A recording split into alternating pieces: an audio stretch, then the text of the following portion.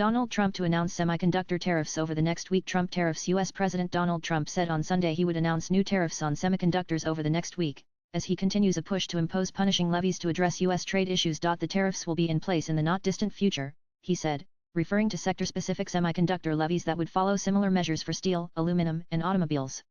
Asked what the rate for semiconductors would be, he said, "I'm going to be announcing it over the next week." Earlier on Sunday, Trump warned that no country would be getting off the hook on tariffs, as his administration suggested exemptions seen as favoring China would be short-lived. The world's two largest economies have been locked in a fast-moving, high-stakes game of brinkmanship since Trump launched a global tariff assault that particularly targeted Chinese imports. Tit-for-tat exchanges have seen U.S. levies imposed on China rise to 145%, and Beijing setting a retaliatory 125% ban on U.S. imports. The U.S. side had appeared to dial down the pressure slightly on Friday, listing tariff exemptions for smartphones, laptops, semiconductors, and other electronic products for which China is a major source. Trump and some of his top aides said Sunday that the exemptions had been misconstrued and would only be temporary as his team pursued fresh tariffs against many items on the list. Nobody is getting off the hook, especially not China, which, by far, treats us the worst, he posted on his Truth Social platform. Earlier, Beijing's Commerce Ministry had said Friday's move only represents a small step and insisted that the Trump administration should completely cancel the whole tariff strategy. The new exemptions will benefit U.S. tech companies like Nvidia and Dell as well as Apple,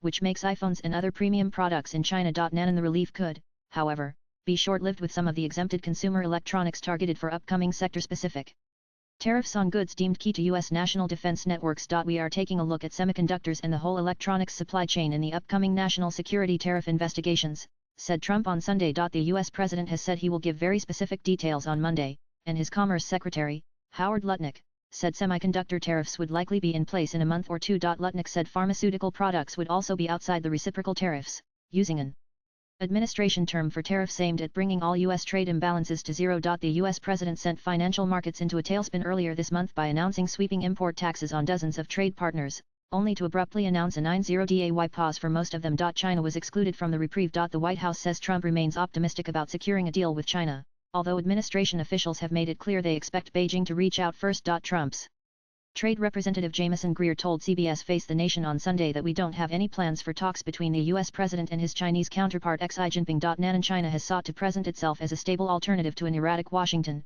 courting countries spooked by the global economic storm. Xi on Monday kicks off a 5-day Southeast Asia tour for talks with the leaders of Vietnam, a manufacturing powerhouse, as well as Malaysia and Cambodia. The fallout from Trump's tariffs and subsequent whiplash policy reversals has sent particular shockwaves through the U.S. economy, with investors dumping government bonds, the dollar tumbling and consumer confidence plunging. Adding to the pressure on Trump, Wall Street billionaires including a number of his own supporters have openly criticized the tariff strategy as damaging and counterproductive. Swipe left for next video. The White House insists the aggressive policy is bearing fruit, saying dozens of countries have already opened trade negotiations to secure a deal before the 90-day pause ends. We're working around the clock, day and night, sharing paper, receiving offers and giving feedback to these countries, Greer told CBS. Latest blogs.